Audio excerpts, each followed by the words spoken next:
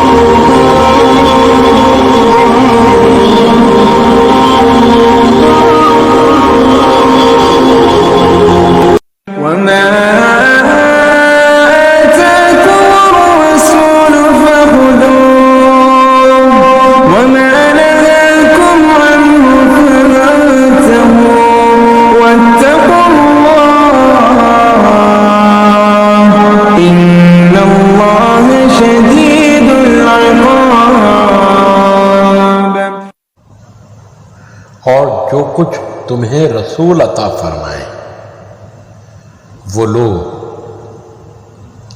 और जिससे मना फरमाए बाज रहो, और अल्लाह से डरो। बेशक अल्लाह सख्त अजाब देने वाला है। अल्लाह रब्बुल इज्जत से दुआ है कि कुरान और हदीस पर चलते हुए फिरका वारियत की लानत से बाहर निकलने की तौफीक अता फरमाए। आमीन या रब्बुल आलमीन। अस्सलाम वालेकुम व रहमतुल्लाहि व बरकातुहू।